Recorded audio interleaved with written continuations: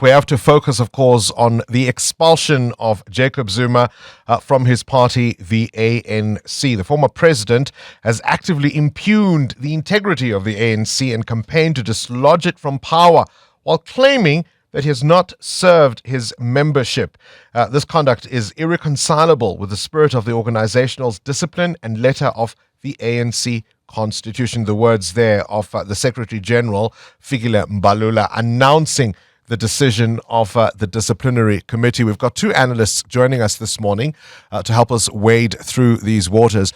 Firstly, let me welcome Dr. Ongama Mtimka, who is always, of course, a regular on the show, but also political analyst and acting director of the Raymond Mshaba Center for Governance and Leadership at Nelson Mandela University.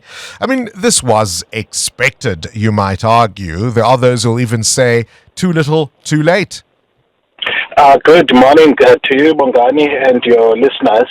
Well, indeed, it was expected. In fact, to me, this is just simply giving effect administratively to what otherwise happened last year. I think Fikile Mbalula was correct in saying that from the 16th of December 2023, Jacob Zuma left the ANC. What's happening now is giving effect to that.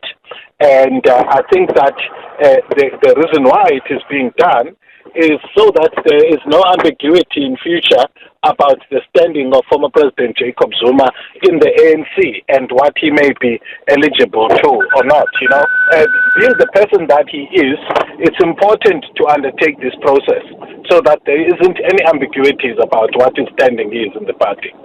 But in a sense, you might argue, this is a monster of their own creation for years. They let it grow until they could no longer control it. You like citing from S.E.K. Mkaye in his poem Umbambushe, Bongani, where he talks about how the king, Ongama, allowed this dog to be ill-disciplined. A man would be sitting in the kraal, he comes, knocks down the pots and takes the meat, and Ongama would be silent until the dog turned on him. Talk to me about Jacob Zuma's strategy. I mean, he knew from the get-go that, of course, he was violating the ANC's constitution. No party could stomach what he did. This was deliberate. And ever the victim, he wanted to be able to say, you could argue, that he didn't walk away from the organization that he's given so much of his life to. He was expelled. He was pushed. No, well, I guess that's the thing, What I've observed in social relationships where power plays a central role is that it's not uncommon for people to do, in many instances, abusive acts, and then make the focus to be about how the victim is making mistakes as a response to that abusive act, not the abusive act itself. So here, the expulsion is not the issue. The issue is that President Zuma betrayed the ANC and formed a party that campaigned to topple it from government, and the data from election shows that he had the most impact in terms of the ANC's decline from the mid-50s to early 40s. So that's the issue. I don't know. I mean, in other organizations, this would be a summary dismissal. That the ANC is following some, rule of law based on its constitution process is commendable. Otherwise, it's a summary dismissal for somebody to do something like this. It's similar to the actions of warlords around the continent who, when they fail to achieve their political objectives through internal democratic means, they would resort to augmenting their power outside the political process.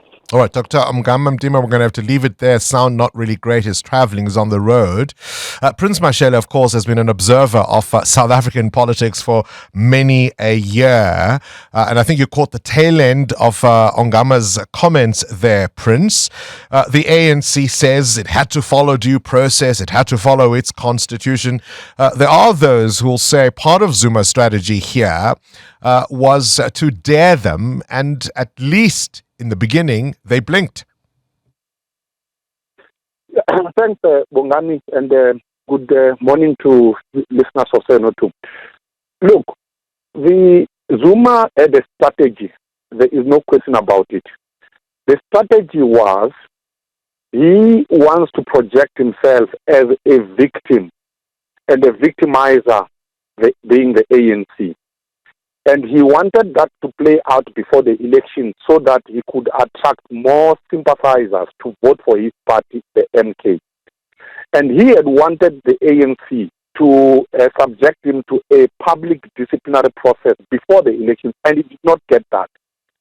Now that the ANC has acted after the elections, and I think that the ANC actually did very well to act after the elections, he will still try to project himself as a victim. But here's the bottom line. There is no organization, political organization anywhere in the world that can tolerate the kind of conduct that Zuma has portrayed. If you form a political organization to challenge your current political party, you will be expelled anywhere in the world. That is the bottom line. There are others who'll say, we've seen this movie before. You can go all the way back to Sobukwe, perhaps even Holomisa, and of course, we know Musiwa Likota and the likes of Julius Malema. Sometimes it works out for those who leave. Sometimes it works out for the ANC. How do you predict the way forward now? No, look, the damage has been done. Zuma has inflicted a huge damage to the ANC. There is no question about it. So going into the future is that the ANC will have to lick its wounds. I actually don't see the ANC coming back from this. I think this is the end of the ANC. And when we write the final chapter on the history of the ANC, we will record it that the person who nailed the final, who hit the final nail is Jacob Zuma. So the way forward is this, is the death. We just lost you there for a second. The way forward is? I just lost you the signal. The way forward is? And